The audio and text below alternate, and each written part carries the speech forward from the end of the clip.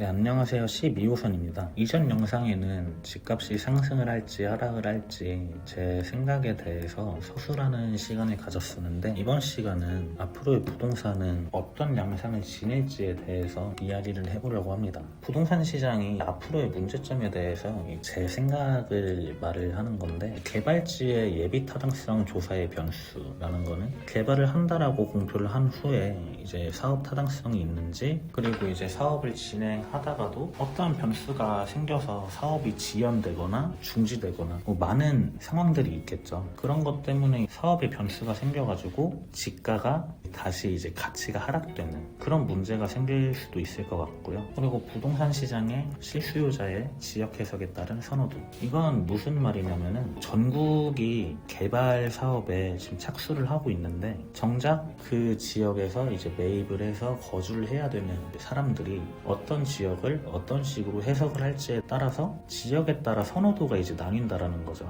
그리고 비슷하게 개발이 된다라고 하면은 그나마 어떤 조건을 앞세워서 나는 뭐 A 지역에서 거주를 할래, 나는 B 지역이 더 나은 것 같아, 이런 식으로 이제 나눌 건데, 그 선호도에 따라서 지역마다 수요가 달라질 거니까 개발을 아무리 잘 한다고 해도 이제 부동산 시장에는 영향이 크게 미치지 않을까라고 생각을 합니다. 또 이제 가계 소득과 가계 부채의 차이에 따른 생활의 질이라는 거는 화폐 가치가 떨어지고 있죠. 그리고 소득은 일정하고 유지를 하고 있는데 물가가 상승이 돼서 어쩔 수 없이 부채 양이 늘어난다든지, 또 지금 대출 규제가 심해지고 있으니까 가계 부채가 높아지면은 이제 그만큼 생활에 대한 변수가 생기는 거죠. 그렇게 되면 당연히 이제 생활의 질이 안 좋아지는 거고, 그렇다 보면은 부동산 매입을 하려고 했다가도 좀 많이 망설여지고 심리적으로도 상당히 안 좋아지겠죠. 인간관계부터 직장생활, 많은 사회적 요인이 있을 수가 있습니다. 그리고 단기간에 많은 사업으로 인해서 문제점이 생기겠죠. 첫 번째 말했던 개발지에 대한 변수, 비슷한 내용인 건데, 지금 거진 30년도까지 어떠한 사업을 진행을 하겠다라고 하는 국토종합계획이 있고, 그 기간 이내에 해야 되는 그러한 계획들이 있는데, 단기간 동안 사회적, 지역사회의 문제점 등등 많은 일들이 있기 때문에 그거에 대해서 유연하게 대처를 하고 빠르게 계획처럼 진행이 될 수 있을까라는 생각이 듭니다. 그래서 이런 것들 다 종합했을 때 가장 크게 볼 수 있는 건 지역의 양극화가 더 심해지지 않을까라고 생각을 합니다. 지역의 양극화라는 거를 제가 언급을 하는 이유는 2030 서울 도시 기본 계획을 보시면 3도심, 쉽게 말해서 서울역, 여의도, 영등포권, 그리고 강남, 7광역 중심이라고 해서 이제 축을 만들고 있어요. 서울 내에서 이러한 개발 사업을 이제 진행을 하고, 이것도 국토종합계획에서 하위 계획인 서울시 기본 계획인 거죠.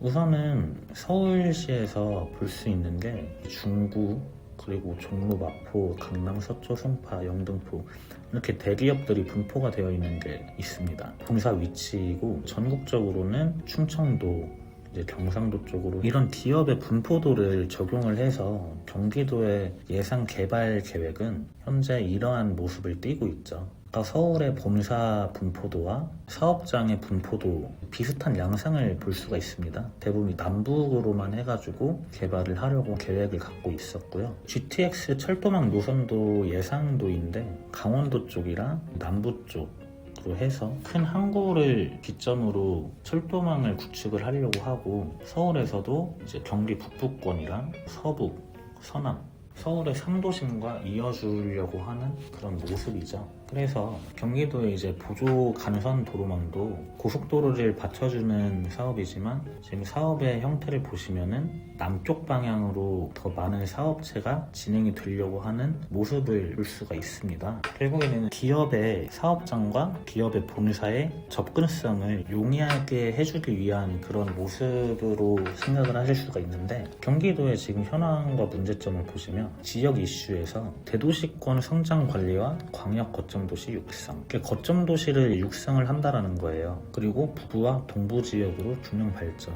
상대적으로 개발이 안 돼 있던 북부와 동부 지역을 발전을 하겠다. 북부 같은 경우에는 우리나라는 통일도 염두를 해두고 있는 그러한 양상을 띠고 있고, 동부 같은 경우에는 대부분 산림 지역이지만은 지금 미개발지가 상당히 많죠.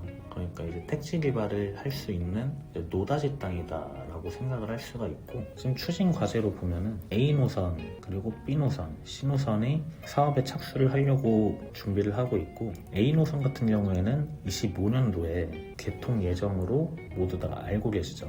그래서 A 노선을 보면은 이제 북부랑 이제 경기의 남부권을 이어주는 노선으로 볼 수가 있는데, 지금 경기도의 개발은 방향성이 뚜렷하다라고 말씀을 드리고 싶은 거예요. 이러다 보니까 이제 다른 지역에 비해서 더 빠른 호재가 있을 수가 있고, 호재가 빠르다라는 것은 인구의 수요가 더 빨리빨리 이동을 하게 되는 거고, 다른 지역보다 더 오르게 되는, 조금 비료가 될 수 있는 뭐 그런 요소들이 다 있는 거죠. 그리고 지역마다도 특성을 살려서 4차 산업혁명, 뭐 테크노밸리 조성, 뭐 이런 것들이 다 있는데, 이게 제가 처음에 말을 했던 지역의 선호도를 나타낼 수 있는 그런 요소가 될 수 있다라고 말씀을 드리는 겁니다. 왜냐면 어떤 A란 지역에는 조망이 꾸준히 구축이 되고, 뭐 교통망이 더 편해지고, 뭐 주거 환경이 더 좋아지는 반면, 어떠한 지역은 테크노밸리나 공단이 개발이 돼가지고 상대적으로 생활의 질이 떨어질 수도 있다라고 생각을 하는 사회적 인식이 생길 수도 있을 것 같고, 그리고 경기의 모든 외곽 지역도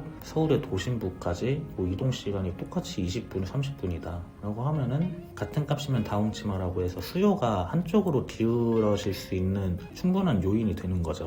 경기의 북부 지역과 뭐 남부 지역은 교통망이 구축이 되고 인프라가 구축이 되는데, 서해권 같은 경우에는 서해망을 서로 연결해주는 그런 사업들도 진행을 하려고 하다 보니까 스마트 하이웨이라고 해서 시흥, 부천, 뭐 김포 이쪽은 공단 위주로 개발을 하는 그러한 지역 특색이 있는 거죠. 이러면은 지역에 대한 선호도가 분명히 나뉘지 않을까라고 생각을 합니다. 그렇다 보니까 지역의 양극화는 점점 더 심해지고, 오히려 이제 이전 영상에서도 말했던 것처럼 서울이 집값이 하락하는 순간에 이제 경기도에서는 서울로 이주를 하는 사람들이 있을 거고, 그렇게 되면은 서울은 다시 수요가 몰리니까 집값이 상승하는 그러한 형태를 띌 수가 있다라는 거죠. 그래서 제가 생각하는 가장 좋은 방법은 아무래도 기업의 분포를 서울에서 경기권으로 이제 이전을 하려고 하는 뭐 정책 또는 기업의 이전의 유도, 뭐 이러한 사업들이 있어야 되지 않을까 싶습니다. 그리고 아무래도 직장과 거주지의 거리는 가까울수록 좋은 것이기 때문에